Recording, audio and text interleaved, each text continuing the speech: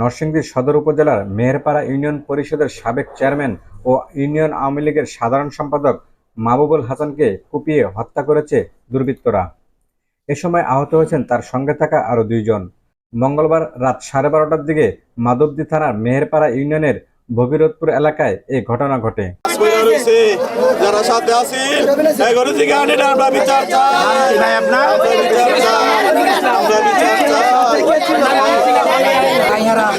বালুর টাকা ছিল ভাই, প্রতিদিন হাঁটতে যাই, আমরা 10-12 জন যাই।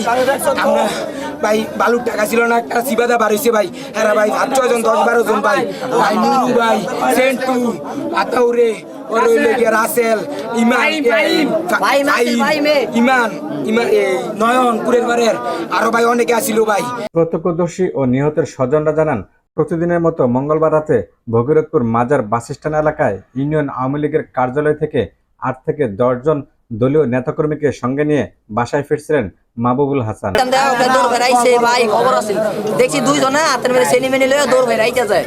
এই সময় লাগা যদি আগে বুঝতাম এটা লেগে দৌড় ফারে এনো যাইবো, তো আর আমি লগলো গায়ে কইলাম হলে করতে নেই।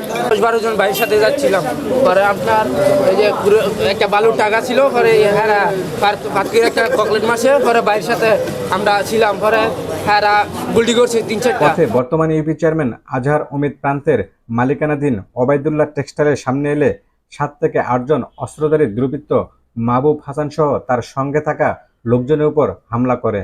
এ সময় গুলি ও ধারালো অস্ত্রের আঘাতে মাহবুবুল হাসান, সাইদ হাসান পাপ্পু ও ফরাদ মিয়া নামে 3 জন আহত হয়।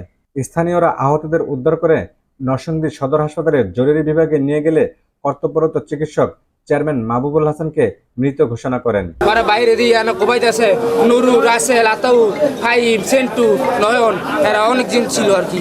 নিহত স্বজন, আওয়ামী লীগ ও অঙ্গ সংগঠনের নেতাকর্মী সহ জনপ্রতিনিধিরা রাজনৈতিক বিরোধের জেরে পরিকল্পিতভাবে এই হত্যার ঘটনা ঘটেছে বলে দাবি কর্মী সমর্থক ও স্বজনদের। সেই ক্ষততে তার কানের একটা অংশ চলে গেছে এবং গাড়ির পিছনে অনেক করে মানে বড় বড় যে রক্তনালীগুলি আছে এগুলি কেটে গেছে, প্রচুর রক্তক্ষরণের কারণে।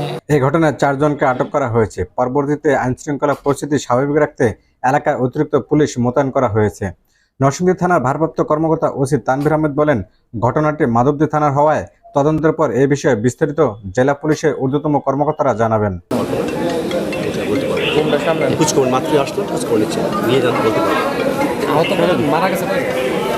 একজন জানি না, 3 জন আহত হয়েছে।